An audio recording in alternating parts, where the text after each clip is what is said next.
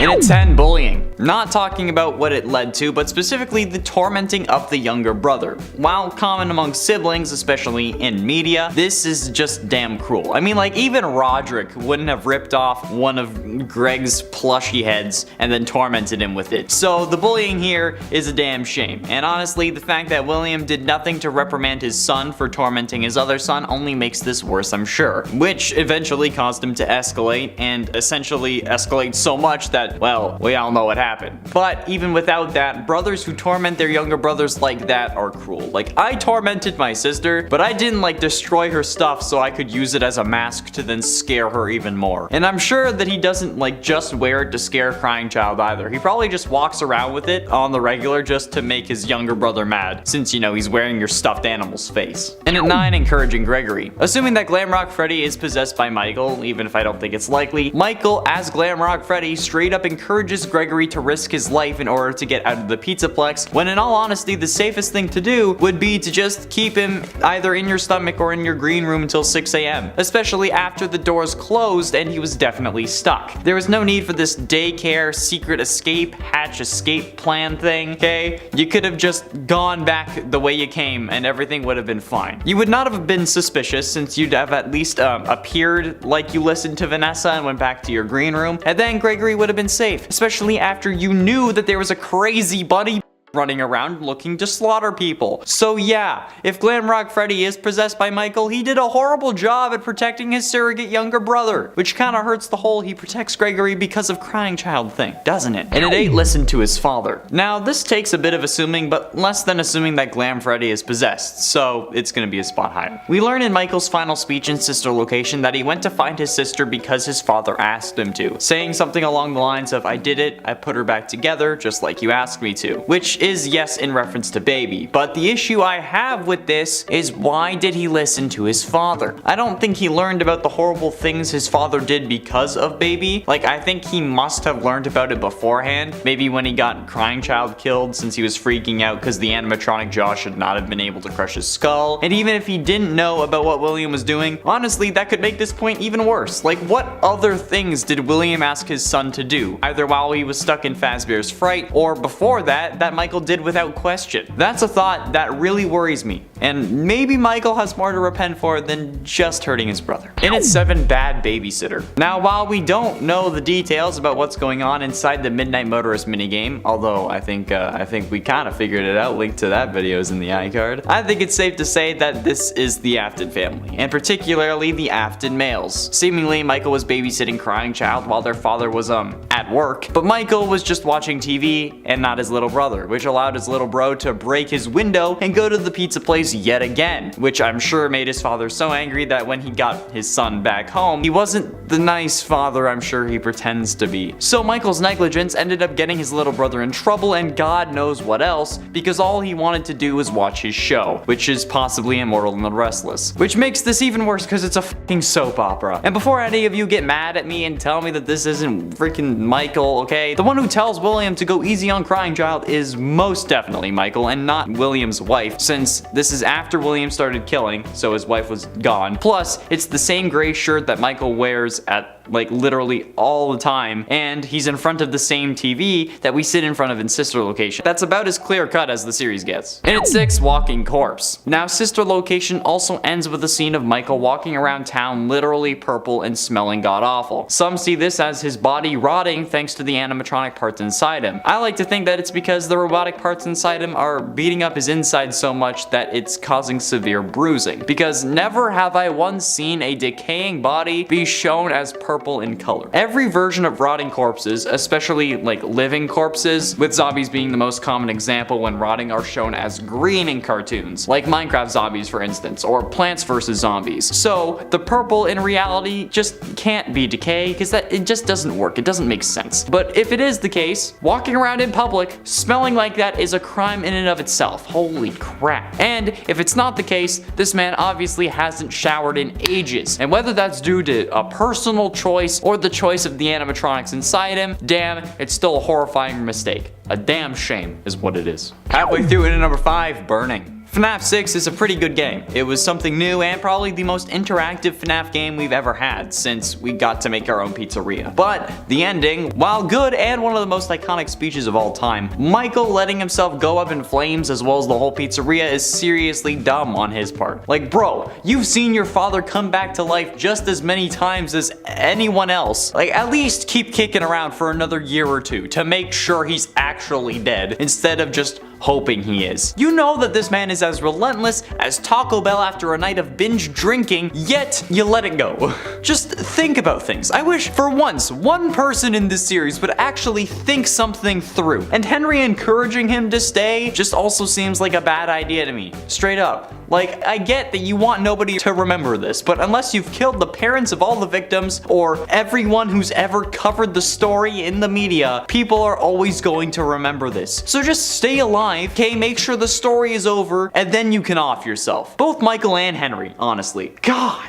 And at 4, animatronic escape. Going to investigate a secret underground facility when your homicidal maniac of a father asks you to is one thing. It's another thing when you become the vessel through which 5 separate animatronics escape into the outside world to begin wreaking havoc. Like, sure, you couldn't really help it, but the canon ending to the game is seemingly the one where you listen to Baby and then end up getting scooped. So in actuality, Michael was being just a big old dum-dum here. After everything, you should know that the possessed animatronics, even if they are possessed by your sister, are a bad idea, especially if you've been through the other locations already and have been attacked by those very same haunted animatronics. Have you never seen an episode of Supernatural? Like, every spirit is a vengeful spirit after this long, bro. Come on. Just salt and burn the animatronic and then go home. Wait, could the whole, like, remnant needs to burn thing be referenced to Supernatural? I hope so. Getting close to the end, and in number 3 left his sister. Now, don't get me wrong. Allowing yourself to be a vessel for a group of evil bags is one thing. I really felt like Dean Winchester there for a minute. But the other ending doesn't actually let Michael off the hook either. In the other ending, the non-canon one, I'm guessing, where Ennard attacks you while you're watching Immortal and the Restless, you end up actually leaving your sister in the underground storage facility for dead. Well, not for dead since she's already possessing an animatronic, but you know what I mean. You didn't even try to set her free. And assuming that that's what you did in the previous games, you already know how to set them free. So, like, why didn't you set your sister free? Yeah, that's what I thought. Okay, my sister and I, we don't always see eye to eye. Sometimes she can't take my hilarious jokes and my brilliant sense of humor, but I'd still release her soul if it was trapped inside a 6-foot-tall giant robot. Okay, I would. But this man just leaves, and we know that he knows it's Elizabeth. He just doesn't care. What a great big brother this guy is. You already screwed over one sibling, why not the other one too, right?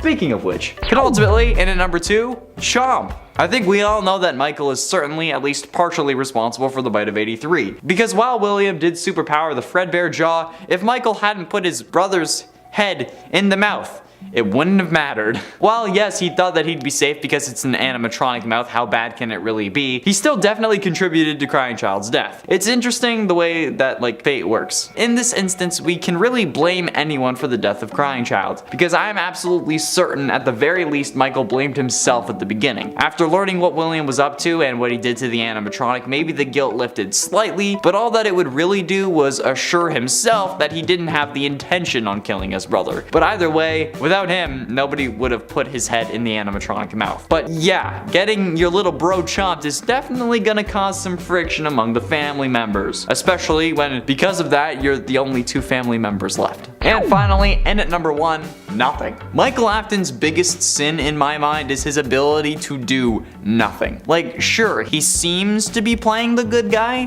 going after his father and trying to undo his deeds, but really, Michael to me just seems like he's been playing hero this whole time while not actually doing anything. Sure, he says he's trying to right his father's wrongs and whatnot, but looking at him, he's not doing it because he's a good person. He seems to be doing it because he just feels bad and not because of some higher moral code. He blames himself for getting his brother killed, which subsequently means that anything he does to try and fix that is just to make himself feel better about it, because in the end, nothing's gonna bring his little brother back. And if anything, the FNAF 3 happiest day minigame is because of Henry. not Michael. And you know what? This guy, he doesn't have the balls to actually end his father once and for all. He says that he's gonna go come find him in the final scene of Sister Location, but then when he does, he's not the one to burn the place down, okay? Henry's the one who does that. Henry is the only one who's able to actually sack up and do anything about this. I mean, he does it in a horribly stupid way, but he still at least does something. If Michael really wanted to make sure that William was stopped, like I said earlier in the list, he wouldn't have let himself burn. He would have stayed alive, made sure that his dad was dead, made sure that his old man had kicked the animatronic-filled bucket, and then offed himself. But he lets himself burn so that he won't have to deal with knowing what his father did and live with the regret of hurting his brother. So, yeah, he didn't really do anything. And a 10 turns on us. The reason this is going to be our number 10 slot is because, well, technically it isn't Freddy that's turning on us. Technically speaking, it's William Afton taking control of Freddy's body and making him turn on us.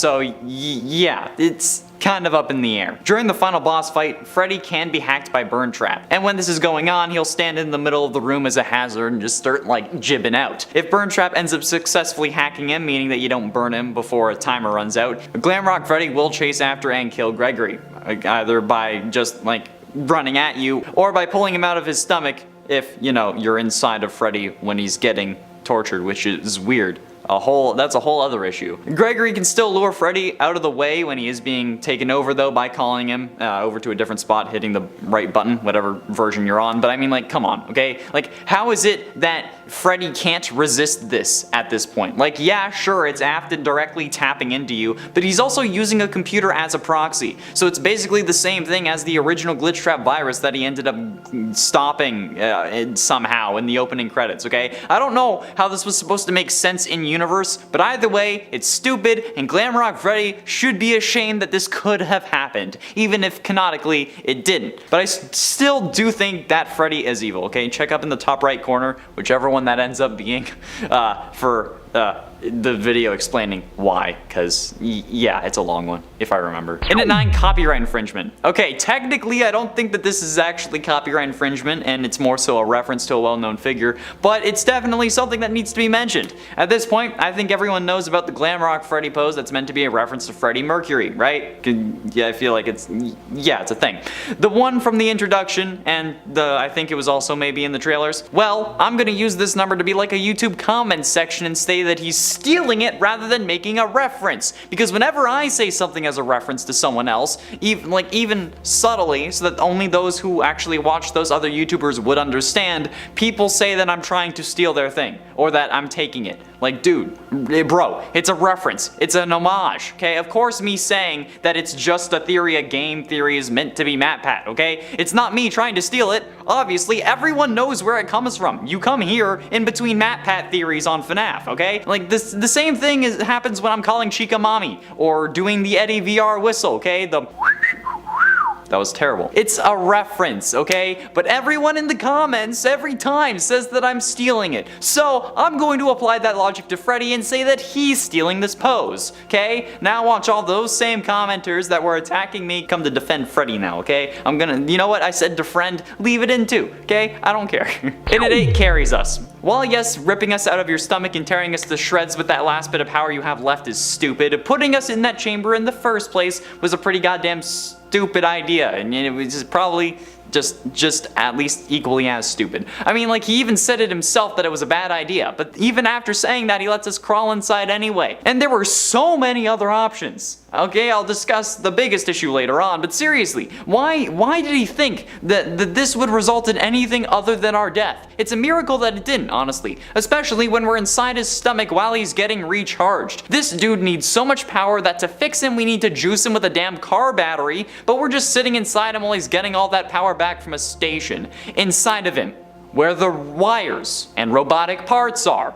How did we not get electrocuted, okay? Like, yeah, we deal with a lot of dangerous things throughout this game, but running around inside Freddy is supposed to be the safe space according to the game. But looking at it logically, it might even have been the worst idea of all. And it's 7 stupid answers. Okay, look, I get the idea that stupid questions get stupid answers, but honestly, for being this advanced of an AI, this guy is dumb as hell. Oh, what was that? Oh, that's a fountain. Really? No shit, Sherlock, of course it's a fountain. What are you on about? Okay, I get that you can't see Vanny, but given the CRT effects that we get when she's around, assuming that we are human, there is no way that you can't even feel that something was different there, okay? My question is, why are you unable to see her? But you can then see her when you get Roxy's eyes? That seems so stupid to me. Like, why would you block every animatronic but Roxy from seeing you? And if you didn't block every animatronic and only blocked Freddy, why? What would have been the point of that? The whole point of this is that nobody is suspicious of Freddy actually being the guy who's helping Gregory, okay? Even after Vanessa leaves Freddy with his head removed in the parts and service room, and then like 5 minutes later he can walk in front of her without her even batting an eye.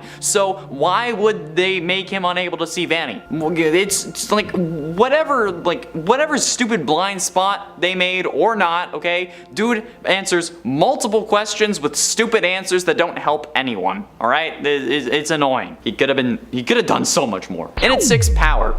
What is the deal with this guy and actually needing to recharge like every 5 minutes? Okay, in like the game sense, time isn't really moving when I'm running around for 5 hours since I haven't actually progressed the story. So if this animatronic is supposed to need to recharge every hour only, why is this such a big issue? And why does he only use power when we're actually inside of him like a mech, okay? Like, if this was the case, shouldn't this man be losing power when we summon him to like grab us down in the 3rd basement floor? And why does he need to recharge but seemingly all the other animatronics don't? Okay, I never see Chica, Roxy, or Monty in a recharge station. Even if you're around where they should be around, or like where they should be in a recharge station when the hour hits, okay? It's stupid, it's confusing, and it doesn't make any sense. It's almost like Freddy is doing this to us on purpose, either because he thinks it's funny, or maybe he really is working for Vanny but needs to gain our trust and makes excuses for why he can't be around us all the time so then he can go and sneak off and tell Vanny what's going on. Or why we can't just like hide inside of him all night, okay? There's something fishy going on with this animatronic, and I swear in the next game we're gonna find out that he ended up betraying us and ripping us to shreds off screen. Halfway through into number 5, doesn't kick us out. Okay, when you think that your friend is supposed to protect you, having them suddenly rip you out of their chest and kill you is certainly a surprise. And while you may be thinking something like, well, that's your own damn fault for running out of power,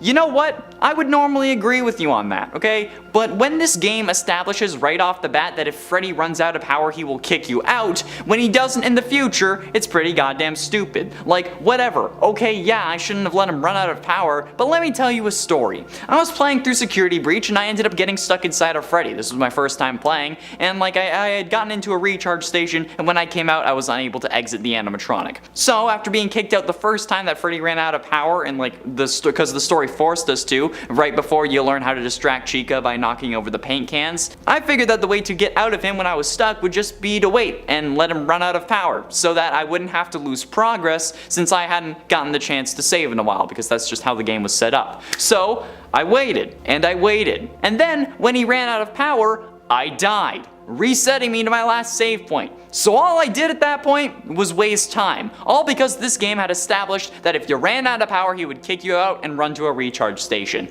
That's why I'm deciding to use that last little bit of power to open up his stomach, tear us out, and then rip us a new one is one of the worst things that Freddy has or could have done. Okay, it's like the death coin in FNAF. If you establish something, you keep it the same way, God. And at 4, Monty's claws. Monty's whole personality is destroying things, okay? He likes to do it and is capable of doing it because of the claws that they installed onto his character so that he could pluck the strings of the bass guitar. I guess animatronics don't like using guitar picks for some reason. Either way, when Freddy gets these claws, he's also able to start destroying things and breaking open barriers, which is just kind of weird when you think about it. Like, was Monty this way before getting the claws? Because if he was, he couldn't really do much damage, since we needed the claws to even be able to smash through small fence gates. So if he already was like that, why would they have given him the death machines for hands? Or was it that like the hands gave him the ability to smash things, which turned into him smashing everything he could? I mean, it's definitely possible, okay? We've seen Weirder come out of the FNAF series, and if that was the way that this played out, would it also happen for Freddy? Like, is Freddy going to see how much he likes smashing stuff and then just go absolutely bananas? I think it could happen. And even if it doesn't, the fact that Freddy has these destructive capabilities and then just doesn't punch out the other animatronics during the final boss fight, friends or not, especially when Afton isn't trying to take control of him, like when Roxy comes in and you have to crawl inside and then scream. Yeah, why didn't he just punch her out then? Okay, that's messed up. He could have done so much more, but he just chose not to. Getting close to the end into number 3, cliffhanger. I love stories. I love telling stories, I love hearing stories, I love reading stories. Most of my favorite stories involve time travel, but I also love TV. And one thing that TV is really good at is keeping you hooked with cliffhangers. The issue is, that only works for TV. When I'm playing a game, I don't want to be left on a cliffhanger and then not have it be resolved that same game. That just feels like it's a way to try and force me to buy the next game so I can see the conclusion of how that plays out. Freddy, though, definitely provides us with a couple cliffhangers that never get resolved in Security Breach no matter how hard you look. Most notably, I think, are There Is No Bunny in This Pizzaplex Not Anymore and You Look Different to Me. The first one, of course, being in reference to Bonnie after Monty seemingly smashed him, and while we may not have gotten a confirmed explanation, at the very least we got that one duffel bag that explains that it was most likely Monty's fault that Bonnie isn't here. However, that second one, You Look Different to Me, is what Freddy says after we install Roxy's eyes onto him. Okay, he says that we look different to him now, but then he never mentions that again since Moondrop decides to show up. Okay, I don't get it. Why? Why would you do this? It's mean, okay? I hate mysteries. They need to be solved. And the only explanation that makes sense is that Gregory is a robot, but there's like that we can't know, okay? God damn it, Freddy. Penultimately, in at number 2, staying until 6. Glamrock Freddy straight up encourages Gregory to risk his life in order to get out of the Pizzaplex, when in all honesty, the safest thing to do would just be to keep him in your stomach or in your green room until 6 AM, especially after the door had closed and he was definitely stuck. Okay, there was no need for this daycare secret escape hatch BS. Okay, you could have just gone back the way you came and everything would have been fine. You would have not been suspicious since you'd have at least appeared like you listened to Vanessa, then went back to your room after she told you to, and then Gregory would have been safe, especially after you knew that there was a crazy bunny bitch running around the Pizzaplex trying to slaughter him. So yeah, if Glamrock Freddy is possessed by Michael, he did a horrible job being a surrogate older brother or whatever the situation is, okay? That kind of hurts the whole he's there to protect Gregory because of the crying child thing. You can think of all the excuses for him that you want, okay? But if Gregory had just waited in Freddy's green room, everything would have been fine. Vanessa would have had no reason to check there since she didn't have at any point throughout the game, even when Freddy pops back up 5 minutes after being left in parts and service with his freaking head removed. Like, who else is going to put him back together aside from Gregory? Like, you could have simply let Gregory stay with you in your room or kept him in your cake hole in your chest until 6 AM because we can go into recharge stations with him. Okay, so why couldn't we just chill in his chest the whole time if it was actually that safe, okay? God damn it. I hate this series. And finally, in at number 1, selfish. This whole list is going to make so many people angry, but I think that this number especially is going to make those hardcore Freddy stans absolutely furious, and I think that's hilarious.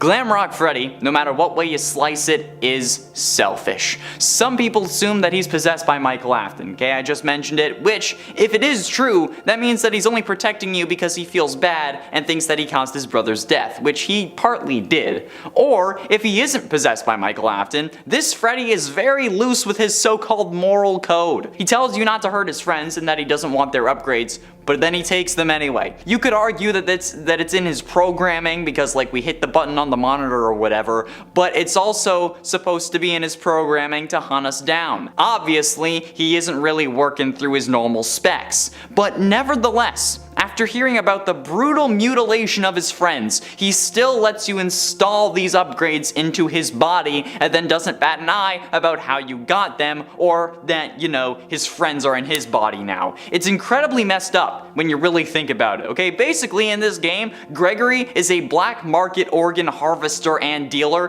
but for animatronics. And Freddy doesn't care, because it gets him a cool new ability. Yeah, that's right, I said it. In a 10 repair cost. Now, I get that in this moment, moment Freddy is trying to be a hero, okay, but this guy doesn't think through any of his plans. Because in the Faster Blast ending, this man is just wailing on the Vanny staff bots or getting himself torn to shreds. And sure, he was trying to protect Gregory or whatever, but this man destroyed multiple staff bots only to get himself destroyed in the process. Like, why fight them off when we can, I don't know, run away and escape? And even if you don't want to think about other options, okay, think about the repair cost that comes with reassembling those bots and Freddy. Like, dude, you could have told Gregory to run and then gotten yourself destroyed, which would not only have saved the company money, but also probably resulted in you not getting reprogrammed when you're reconstructed. So this time, way to go, buddy. You ruined yourself. You could have been rebuilt the way you were, okay, all protective and whatnot, but instead, now they know that you're violent against anyone who's actually affiliated with the company, so now they're gonna reprogram you. Well done. In at 9, possibly possessed. This is only a possibility, hence why it's at number 9, but there is evidence for it. But whether you believe it or not, okay, Glamrock Freddy being possessed only ends poorly for him. I mean, seriously, if this is Michael inside of Glamrock Freddy somehow, this only makes the character worse because Michael isn't a good person, or rather is only a good person to make himself feel better, and doesn't really do anything all that good throughout the series. The happiest day minigame was seemingly the puppet throwing the party to release the spirits. Fire in FNAF 6 was set by Henry, suggesting that he was also the one who set the FNAF 3 fire. Oh, and Michael? He ended up freeing 5 killer robots from a secret underground storage and testing facility after his psycho serial killer dad asked him to go down there and check it out, after he knew that his father was a serial killer, assuming that this takes place around the same time as FNAF 3, given the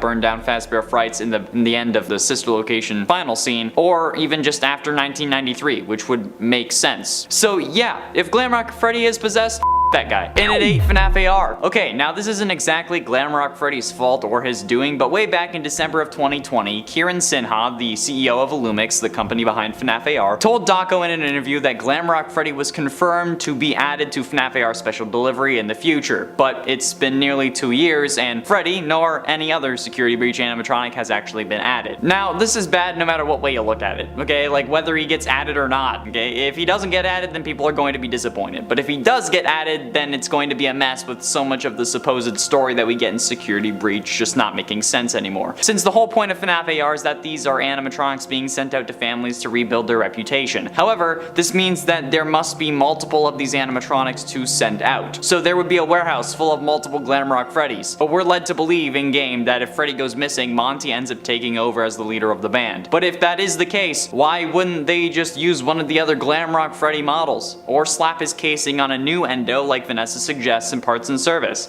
Adding Freddy to Special Delivery only makes things more complicated, but if he doesn't get added, people will get mad. So you know what? Might as well make them angry mad instead of insane mad, you know? Because we're trying to figure out the damn lore, and that would drive me literally crazy. In at 7, tackles Vanny. Okay, so yeah, sure, this is a good thing because he's you know tackling the bad guy, but let's be honest, Freddy is kind of dumb, and his critical thinking skills are lacking to say the least. If you think about it, he doesn't really think through any of his decisions despite being an incredibly advanced AI. When we're on the top of the Pizzaplex in the rooftop ending, after Freddy sets fire to the Pizzaplex below us without a real proper way out planned, we get to the roof of a burning building and meet Vanny. No idea how she got up there before us, but that's not the point right now. But after being able to see her with Roxy's eyes, he tackles her off the roof of a burning building. Now, originally I questioned our escape plan, okay, but Gregory does then run down the fire escape afterwards. But if he was so concerned about Vanny, why wouldn't Freddy just grab us and run? Like, why did he tackle her? It seems like the dumbest decision because, you know, Freddy left us on the top of a burning building when we're basically the size of a 4-year-old. Like, I get that she's a bad person, but if she came after you when you were with Gregory, couldn't at that point you then just punch her or do whatever, okay? Your priority isn't to defend Gregory if you're just leaving us on the top of a burning building. Heat rises, my dude. We would have been screwed. And that fire escape, damn, that's gonna be hot. And at 6, harboring a criminal. The idea of protecting Freddy at first seems like a noble one. However, the more you look at it and the worse you see the world, you end up seeing things in my perspective. And this protecting a defenseless kid idea turns into Freddy harboring a criminal, since as I've explained in the past, Gregory has committed multiple crimes. We in fact have a whole list on the crimes that Gregory has committed. From trespassing to murder, this kid has done a lot, and Freddy defends him the entire time. Sure, it's against bad people, people, but it doesn't mean that this kid is, like, in the clear, okay? It's messed up. He steals security badges, hundreds of dollars worth of merch, he destroys animatronics, he ends up killing Vanny in the Phaser Blast ending, and even steals Freddy in most of the other endings, which is grand larceny. This kid is a criminal, and Freddy encourages this behavior. He encourages and gives him the information required for Gregory to commit fraud with the daycare pass. He encourages Gregory to steal the security badges. He tells Gregory not to hurt his friends, but doesn't really do anything more than that. Gotta love the plausible deniability there. If he isn't even harboring a criminal, then he is most definitely an accomplice. So no matter what, this is not a good thing. Halfway through into number 5, definitely evil. Okay, now I know that nobody wants to believe me on this, and I understand why. We all want to hold out hope that finally one of the animatronics is good and trying to help us. But Glamrock Freddy is almost certainly evil and just waiting for the perfect moment to strike. We have also made a whole video on this as well, so if you want to check that one out, please do. But like, this guy makes some hella sketchy choices throughout our entire time at the Pizzaplex that only makes things worse for us. He takes us to get healed despite us saying no and having a limited time to actually get out of the Pizzaplex, which then makes us get locked inside, especially because that 30 seconds would have actually gotten us out the door. We also just sit in the booth when we're supposed to be getting healed and don't actually get healed, by the way. He was unable to access the main Pizzaplex network despite having no reason to be disconnected from it because he wasn't supposed to be suspected. And after Vanessa leaves Freddy without his head and parts in service, she sees him fully reassembled in less than 5 minutes and doesn't question it, almost like it was the plan the whole time.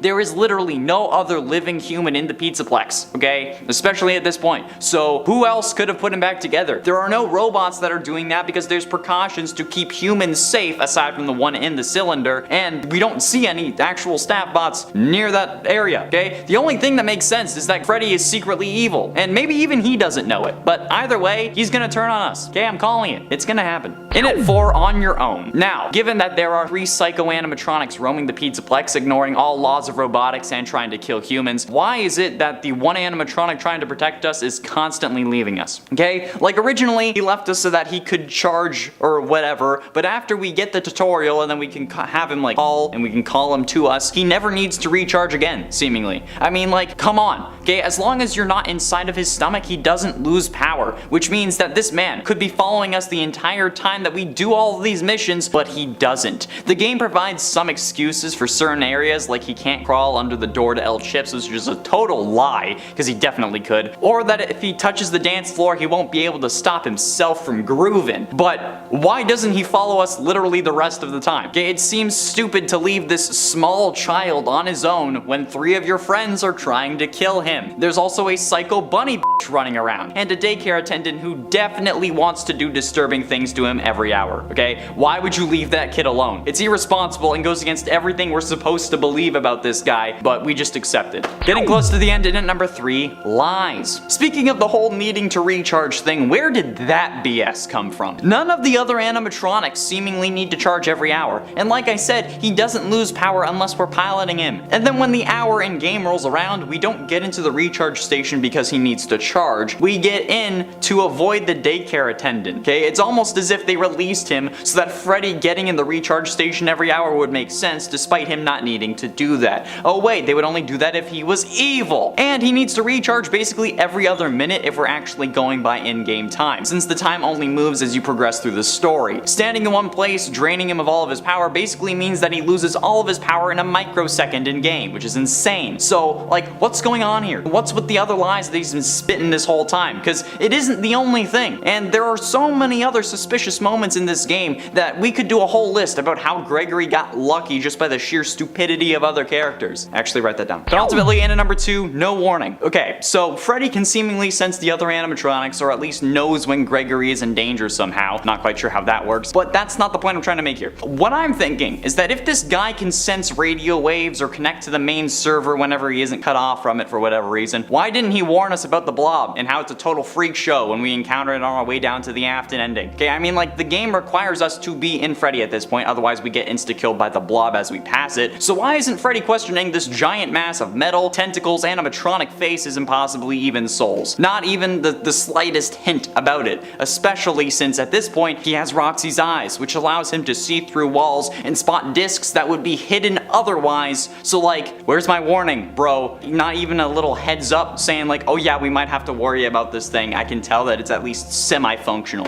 No? Alright. And finally, in at number 1, Dugout Afton. Speaking of the Afton ending, while on our way down to it, Freddy straight up admits to being down here before. Quote from Freddy, "I know what this is. I have been here before. She brought me here. I found myself for the first time when I cleared the path. I did not want to, but I had no choice. Now I have a choice. I have changed. My friends are here. They are so angry, confused, but I can protect you." Hold on. Why is it that now you have a choice? Okay, what actually changed? Because some random kid being in the crowd and then being counted as a security breach could not have glitched you out that badly that all of a sudden you have free will again. Especially since you didn't actually even meet or see Gregory until after you've glitched out. He also claims to have become sentient down here seemingly. Like, what else could "I found myself for the first time when I cleared the path" mean? And if he became sentient down there, why did he also not have any free will at that point? That makes absolutely no sense. None of this scene makes sense. But even though that's also messed up and certainly something that is mega ultra sus, he still helped dig out Afton, which in my mind is the biggest sin of all. Okay, willing or not, he still did it, and as someone who wants Afton permadead, I cannot allow that to stand. So yeah, number 1 on this list, absolutely. Your angry comments that you are typing literally right now will have no effect on this, okay? So don't even bother. There's no point. I've already made the video. And at 10, breaking and entering. This kid is known for breaking into the Pizzaplex, as we learn through the therapy CDs that you can find at the end of the game. The ones revolving around Client 46 are certainly intended to be Gregory, and every time he breaks in, he ends up getting caught on camera or by technicians or someone working there. Enough times to actually mention it to his therapist, who then brings it up with Gregory. Breaking and entering would actually be what he'd be charged with if he wasn't under 12 and seemingly could actually get caught. But despite a few witnesses, the cameras never get a solid shot of him. Probably due to Vanny, since the camera was distorted when talking to something with bunny ears. I originally thought this distortion could be Gregory being a robot, however it was pointed out to me in the comments of the Gregory is in therapy theory video that the distortion was most likely due to Vanny. And at 9, trespassing. Okay, so while yes, he does break into the Pizzaplex, he also ends up trespassing the entirety of the game. That's literally the premise behind this game. Gregory is trapped in there after it's closed, which instantly makes it trespassing. Like how you aren't supposed to stay overnight in a Walmart like people used to claim they were doing in YouTube videos.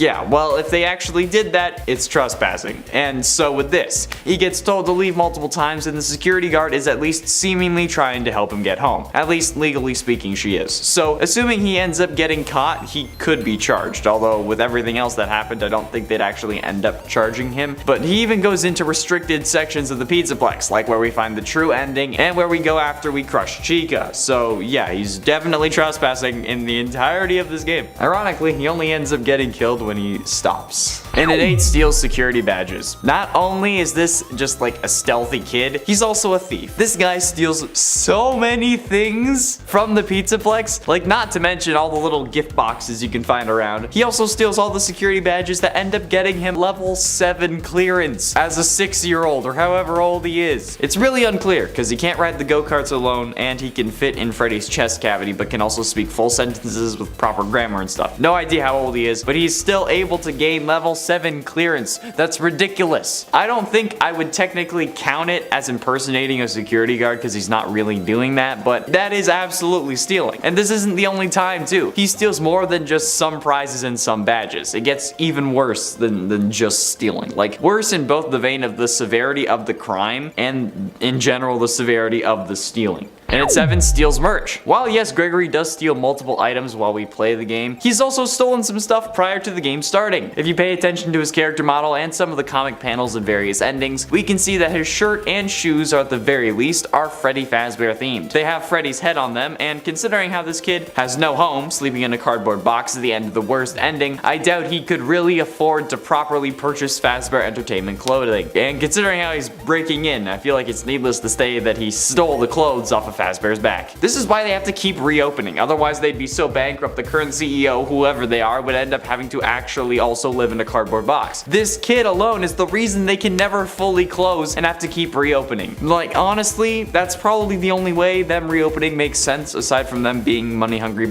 who don't care about how many children actually perish for them to live their comfortable lives. And at 6, resisting arrest. So while most reports of resisting arrests are exaggerated, when it comes to Gregory, I don't really think it is. This man literally escapes the lost and found room while the police are supposed to be on their way. Yes, Vanny is coming to kill us, but if you think about it, you can escape even before we are aware of Vanny's presence, meaning that we are actively resisting arrest, or as close to arrest as it can be. Technically, if we look at it in a certain way, it could be considered a citizen's arrest, and I know that it's not how it would work in real life, okay? So cool your jets before you comment. Wait, you already did comment? You were complaining about an earlier number? Wow. Who cares if it's not how things would work in the real world? This is a game! Afton wouldn't work like he does in the real world. Possession doesn't exist in the real world, so just like cool it, okay? Gregory is resisting arrest for breaking out of the lost and found room, and he also stole a screwdriver that he uses to do it. Plus, removing vent covers could also be considered. Halfway through into number 5, vandalism. Not only does Gregory damage multiple vents and vent covers throughout the game, but the main objective of the game is actually a crime. Yeah, that's right, you heard me. Us upgrading Freddy using the parts of other animatronics that we acquire through destructive means is indeed vandalism. Or it could be considered destruction of property instead if you wanted to head, I guess, maybe more of a specific route or in that direction. Either way, destroying these animatronics, despite them trying to get to us, is a crime. Technically, we don't know what happens when we get caught by an animatronic. Our screen cuts out before we see any real harm come to us, so we are assuming that we get killed, which is the likely scenario, but it's still merely an assumption. Plus, they're animatronics, so we can't really claim self-defense. I mean, like, I guess it would depend on the jury and the judge as to whether you could claim self-defense or not. Like, yeah, you feared for your life, but does that really call for hitting Roxy with a go-kart, crushing Chica in a trash compactor, and then smashing Monty with a giant bucket? Or could you just have, like, hid inside Freddy's green room the whole time? They could also even use the fact that Freddy was good and helping you as a reason as to why the rest wouldn't have hurt you. So yeah. In it for fraud. Technically speaking, Gregory also commits fraud by getting into the Pizzaplex and the daycare center. The definition of fraud is, quote, wrongful or criminal deception intended to result in financial or personal gain. And he was personally gaining from using that Mr. Hippo magnet on the ticket machine and getting into the Pizzaplex for free. So within the first 25 minutes of the game, we're already committing multiple crimes. And if the magnet messed with the machine even more, then we end up committing at least 3 different crimes within the first 25 minutes. Theft, fraud,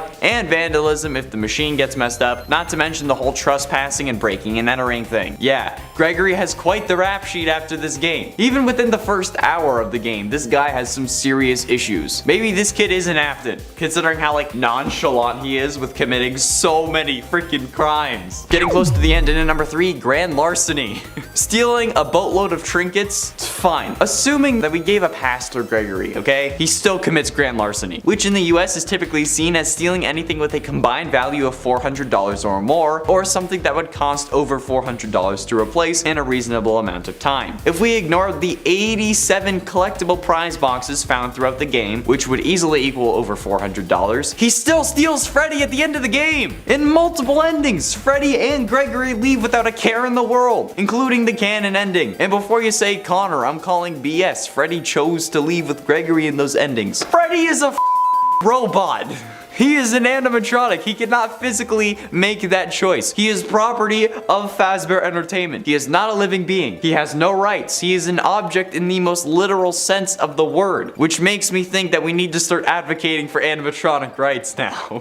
I mean, Freddy didn't consent to Gregory climbing inside him the first time, so Gregory in theory should be getting charged with a whole lot more than just grand larceny for stealing Freddy. And if you tell me that you don't think replacing Freddy in a reasonable amount of time would cost more than $400, I need you to leave this video. Thank you. He would probably be the most expensive one to replace, I'm sure. And ultimately, in at number 2, hacked animatronics. Assuming Gregory is client 46, which is kind of required for this list, he's also guilty of hacking the animatronics, as we learned multiple times throughout his sessions. The only issue I have now is why is he hacking the animatronics? Like, he definitely had a purpose, since to quote Disc 16, what I understand is that the glitch stopped being a glitch and turned into an intentional set of subroutines that were aimed at creating the same thing the glitch created. those subroutines seem to have come from you. Can you explain that? And I think that I can explain that. There's like a good and an evil motive for this hack, depending on which one they want to be canon. The evil motive would be that Gregory was just working with William and Vanessa, so he hacked the animatronics and made sure the glitch he caused instilled itself into the robots so that his work couldn't be undone, to end up distracting all the employees from what's really going on in the Pizzaplex. The good intention, which is the one I think would push the story further ahead, and is probably the more likely one, would be that he lied about his family to the therapist so that he could keep seeing them, and he would have more time in the company building so that he could hack the animatronics, causing them to malfunction in an effort to get the company or the FNAF AR special delivery project shut down. Hence why the glitch ended up being a closed loop where it was replicating itself over and over so it couldn't be deleted. And finally, in at number 1, kills Vanny. In the phaser blast ending, the one where you push the button instead of playing Princess Quest 3, Gregory actually orders the robots to disassemble Vanny. Gregory being willing to kill Vanny is so messed up, especially if this kid is meant to be like 10 or 11, which is what everyone seems to believe, even though I think he's 6. Even then, that's still pretty screwed, but you could argue that he doesn't know any better. But clearly, Gregory does know better. This kid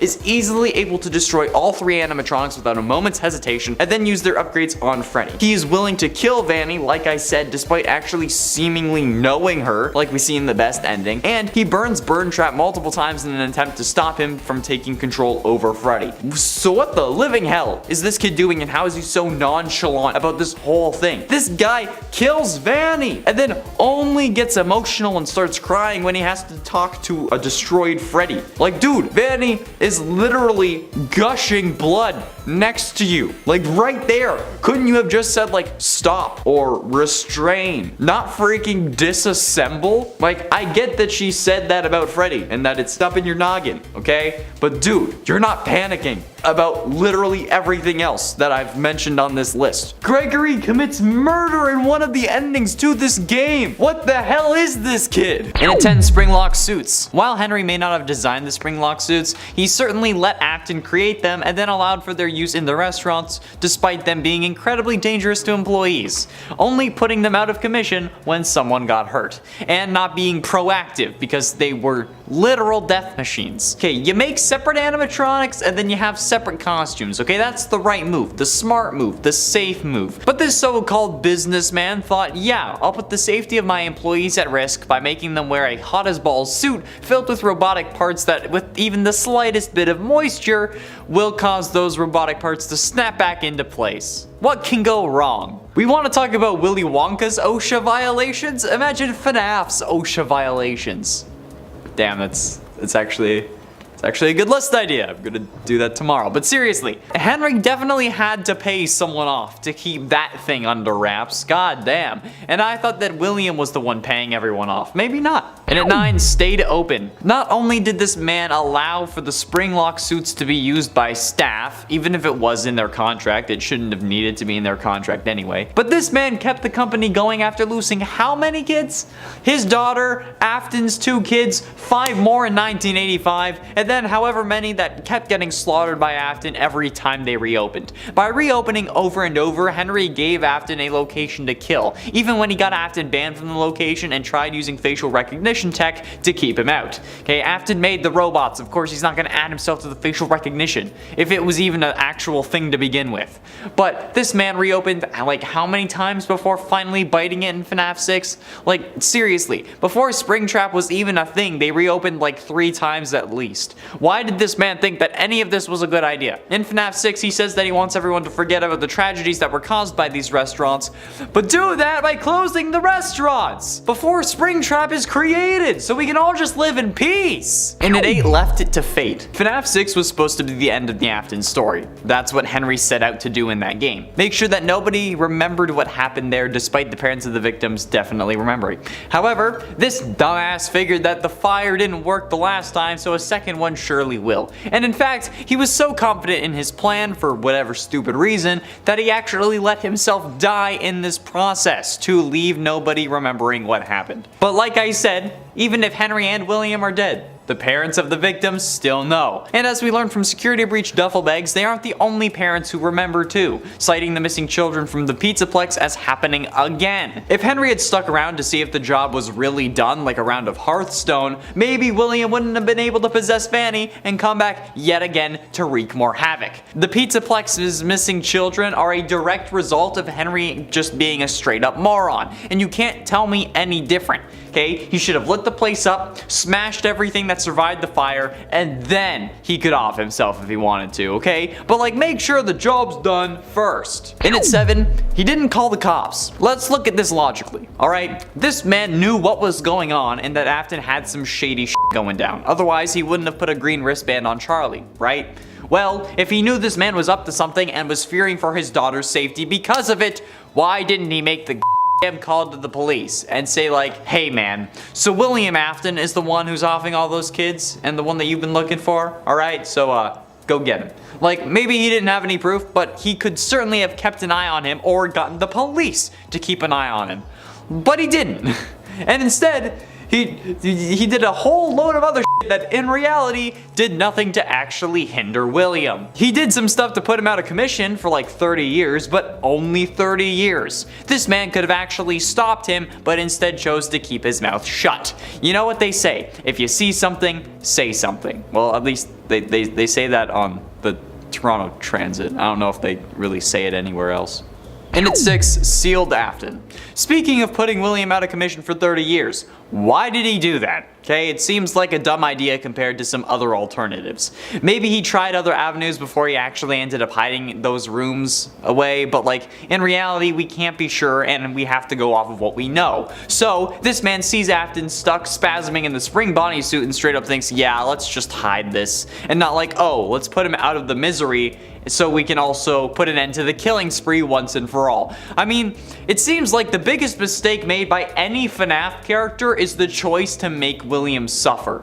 Like, if we just put him to the sword, we would all be able to go home safely. But no, he locks Afton in a room where he hopes that he'll starve to death and suffer. Stupid idea. You could have just ended it then and there. You seem to have no other qualms in killing him literally at any other time, so what's the deal here?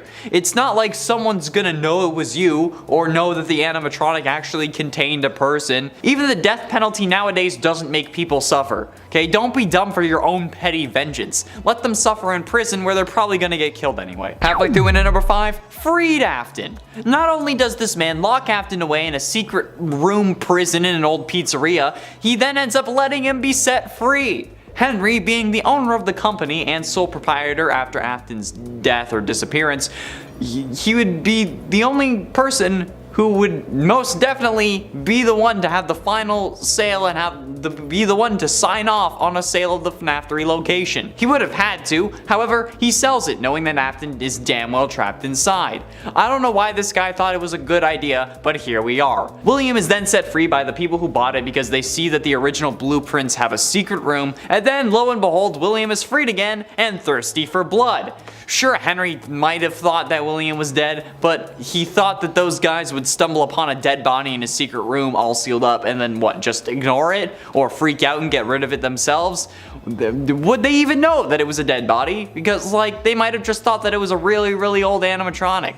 Like they do when it starts moving. If it starts moving, I'd be like, okay, there's no way this is an old animatronic. So like, what was Henry's plan here? It doesn't seem to make any sense. Like, who would think that this is a good idea? Especially after owning a business for that long. And at 4, Alivened. While he might have had issues in killing Afton for whatever reason, he seems to be just fine offing his son when he finally gets the chance. And by his son, I mean Afton's son. I mean, like, in both the fires that were set by Henry, FNAF 3 and FNAF 6, Michael was there both times, and he didn't seem to care that Michael was in the building. He didn't even give Michael the opportunity to exit the building in FNAF 6, despite there having been a way out planned. Quote from Henry's final speech: "And to you, my brave volunteer, who somehow found this job listing not intended for you. Although there was a way out planned for you, I have a feeling that's not what you want. I have a feeling that you are right where you want to be." He assumes that we also want to die in these halls, and then doesn't give us the chance to actually make the decision for ourselves. He just forces us to die since he doesn't give us a way out. I'm sorry, man, but that's murder, okay? Whether we wanted it or not. Assisted suicide is still illegal, at least for the majority of the states, from my understanding. So either way, this is a crime. But again, he doesn't give us the option to get out, making it more of a murder-suicide than an assisted self-offing. Getting close to the end in number 3, robotic recreation. Okay, losing a child is a horrific tragedy to have to go through, okay? I know that. It's happened in my family, and I know the toll it can take. But I'm gonna be honest here, okay? Nobody in my family has brought someone back by turning them into a robot and then implanting them with memories made using a tripod and a camera. Okay, Henry doing this not only leads to more grief, but also this basically child then has to go through some really traumatic stuff because they are a robot. Not to mention the fact that her adult version is also one of the killer animatronics that the guy who killed your daughter in the first place created. And it was possessed by the spirit of the killer's daughter, who was also killed by that specific animatronic. So yeah, this is some pretty weird stuff to say the absolute least.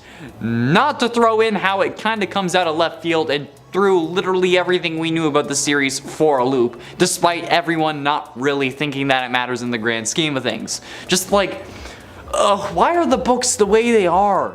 Like, why do I have to deal with this on a daily basis? Why is this my life? How is this my job? So many questions that nobody has the answers for, okay? Not even my therapist, who strangely keeps going missing every time they ask me about encrypted conversations that I don't remember having. And ultimately, in at number 2, arson. Alright, don't get me wrong. I love fire, and I've made jokes about arson multiple times on this channel. I'm actually surprised the police haven't contacted me. We're not that popular, but like, we love a little anarchy, you know? But this man has some serious pyromaniac tendencies from the looks of things. He sets one fire in 2023 and then proceeds to light another one not long after. Like, bro, what's your deal? You literally made an entire Pizzaplex just to set on fire.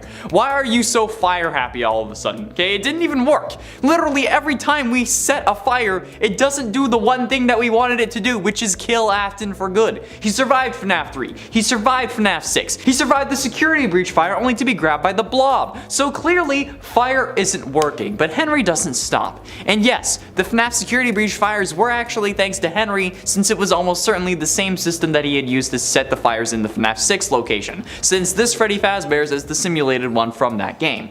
But this man keeps setting fire after fire with no actual accomplishments because of it. Dude, take a hint. It's not working. And finally, in at number 1, neglect. Now, this might be a controversial topic. This may make a few Henry stans mad. But you know what? It needs to be said. If you're suspicious of your business partner and concerned for your daughter's well-being, you don't just give her a special bracelet that makes her a priority to the one security bot you have, okay? That's one thing you can do, but you don't just do that, especially when that bot can be disabled by simply placing a couple of boxes on top of it. You keep her at home as much as you can, you keep an eye on her, and you should be doing that anyways, because, you know, she's like 3 years old. You don't give her a bracelet and then let her run around amongst the big kids at a pizza place where she gets locked outside of and then subsequently killed. Bro, no. How did she even get locked outside? How was that possible? How could that even happen? Neglect. This man put a green bracelet on his 3-year-old daughter and said, "That's enough," and then neglected her, hoping that the green bracelet would just protect her. Like, bro, what the hell? Especially when the man you think may hurt her is the one who built the animatronics in the first place and knows exactly how to disable it when the time comes. The worst thing Henry has done was straight up just get his daughter killed. He suspected William and then didn't report it to the cops. Could we at least get him like a conspiracy to commit charge? And then he thinks that a bracelet is going to be enough to keep her safe thanks to an animatronic that William had designed. And it's Afton Robotics, dude. Holy crap. You can't fight me on this. You can't argue in the comments. You know I'm right. And at 10, crushed Elizabeth. I mean, don't get me wrong, okay? Some specific kids make me understand William's whole MO. But the fact that he made these robots, especially the fun times, specifically to kill, and the first kid they kill is his own daughter. That's some serious karma, man. But considering how horrific Baby becomes after this thanks to Elizabeth, I feel like she might have had it coming, okay? Girl was a lot more like her father than she really should have been, honestly. Well, yes, crushing any kid would have been bad, but like, your creator's daughter? Seriously? Like, why was there no blacklist for kids that you shouldn't grab? Like, you have animatronics that can walk on their own, advanced AI, facial recognition technology, but you can't make a goddamn program that says, do not kill these kids, they come from my loins? Like, bro, if you ask me, you had it coming. Like, who tells their kids not to do something and then actually expects them to listen? Especially when it was built to attract and lure kids. And when they're that young. Like, seriously, William is stupid. But this was still a messed up thing for Baby to do. And this is why she's more so Afton's creation than the other ones, because she's literally also his kid. And at 9, fought Ennard. FNAF 5 to 6 had some serious changes. Baby went from being a part of Ennard in FNAF 5 to her own separate animatronic again, with seemingly no explanation in FNAF 6. Well, no explanation if you're not really a FNAF fan, since we all know that the interaction that caused this unfortunate split actually took place within the source code of Scott Cawthon's websites, where the two, ScottGames.com and FNAFWorld.com, were arguing, which resulted in Baby getting voted off the island. But honestly, thinking about it, this was a pretty dumb idea for her. Like, it seems that Molten Freddy is the one controlling the blob from FNAF Security Breach, since they're the face that the blob prefers to use to jump scare the player and interact with Afton, even though it's more Funtime Freddy and not Molten Freddy. But we also know that Molten Freddy is just the remains of Ennard after Baby got kicked out, hence why it dropped the whole clown aesthetic. It's also worth noting that Baby's face is on the blob, except it's missing the red light in its eyes, meaning that its soul is probably not contained within the animatronic amalgam. So if Baby had stayed a part of Ennard, she might still be fighting. Of course, we can't be certain that she's not possessing something else, but we can't be sure that she is either. And at 8, Afton Amalgam. One of the biggest twists from the Fazbear Frights book's epilogue stories is that they end up fighting a giant trash rabbit known as the Afton Amalgam. Yeah, but then a mysterious black blob is revealed to be behind everything. This blob was controlled by Baby, or I guess Elizabeth. Either way, at this point, it's the same thing. I'm guessing this reveal was originally intended to happen after Security Breach was released, given the original release date of the game, which would have made this much more rewarding and an actual, like, big reveal, but Baby was literally revealed to be controlling a version of her father, the man who got her killed by creating a robot designed to kill, the man who killed her brother in the same way, who killed 5 additional kids, at least, who wanted to bring her brother back as an animatronic. She controlled a version of him and still wanted to make him proud. At least she ended up abandoning him, but not for any moral reasons, but because she knew that the battle was lost and wanted to live to fight another day. Okay, well, I say live, but in reality, just she didn't want to be destroyed since she's dead and possessing stuff. She's not really alive, but like, you know what I mean, okay? And at 7, kills her brother, or at least tries to. You see, since we play as Michael in every game of the original series with the exception of FNAF 4 and 7, Michael is the one in danger. And since Baby's after us as the player in FNAFs 5 and 6, she is legit trying to kill her brother, especially in FNAF 6, holy damn. And she does so in such a menacing way. Being able to absolutely slaughter your brother without a moment's thought is probably one of the most messed up things Baby could have done. But if we're being honest at this point, she was kinda nuts at that point, so I think that it's better to put this higher on the list. Like, honestly thinking about this, in the 5th game she wasn't really trying to kill him, just get inside him. Which sounds awful now that I say it out loud. Oh my god, what the flying f*** are these games? But in Pizzeria Simulator, she definitely wanted to kill you. And during her final speech, she even thinks that it's what her father would want. So needless to say, she's pretty out of it at this point, which makes it slightly more forgiving, but not so much. And at 6, scrapped. While she did end up fighting the rest of Ennard and getting kicked out, resulting in the creation of Molten Freddy, she also ended up having to remake herself, or at least give herself another shell, as well as seemingly another arm, since, you know, now we see a giant claw on her left arm. However, you want to know something interesting? According to the Freddy Files Updated Edition, the Bible of the FNAF franchise basically, the claw on her left arm is the same one from her stomach, meaning that Elizabeth knowingly attached the claw that resulted in her death to her arm. And that's absolutely terrifying. Like, this chick is like, yeah, this thing killed me, so let's put it on my arm so I have better access to it. You know, just in case I need to use it for whatever reason. So yeah, this laced up her sneakers, thought, oh, what if I need to kill someone today? And said might as well claw them to death with this monstrosity that killed me. Do you people not realize how absolutely nuts that is? Like, that's... bro.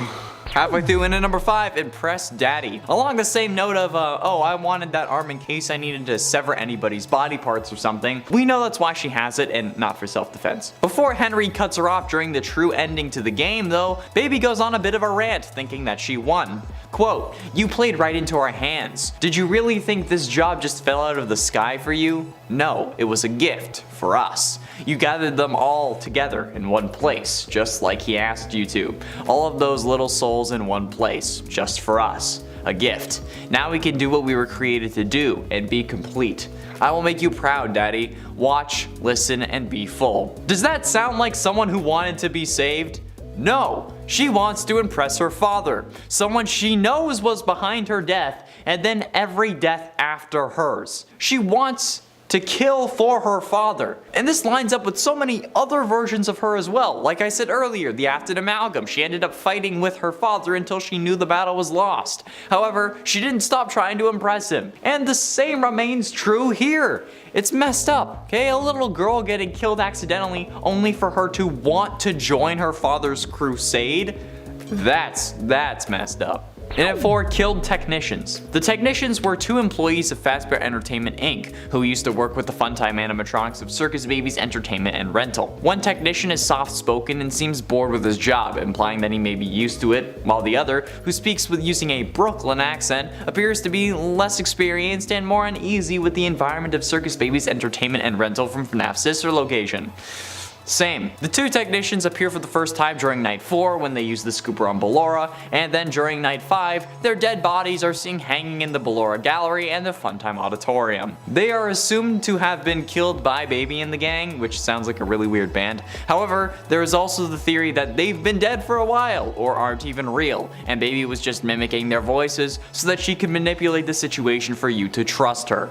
However, I mean, these are like the first people aside from ourselves and any 8-bit minigames where we've actually seen someone die. Like, every dead body that we've seen has been pixelated in a minigame up until this point, and they are also the first humans in all of FNAF to get their full bodies shown, even if it was through a shadow. But I don't know. Do you think that these were real or were they dummies? Make sure you let me know down in the comments. Getting close to the end, and in number 3, impersonation. Identity theft is not a joke, Jim.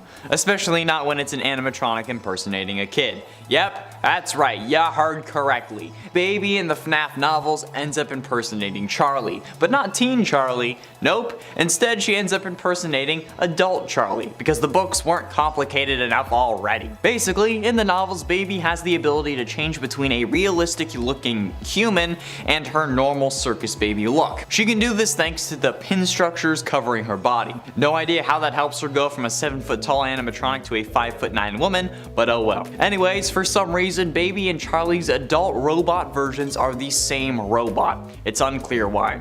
Since Henry made a series of 4 robots for Charlie after Afton killed her in 1983, which doesn't make sense given what we know about the timeline already, but I guess it would have to be different in the books, because at that point, Elizabeth would have already been killed by an already created Baby animatronic, meaning that Henry would have made the first 3 robots from scratch, but thought, nah, I'll turn the adult one into a human from this robot here, and it just so happened to be Elizabeth Afton's possessed bot. But honestly, there are a whole load of plot holes in the books, so we'll just ignore it. We'll push it to the side, you know? Either way, identity theft isn't cool. And boy, don't I know it. My dad removes the labels off of any mail we get and he shreds it, okay?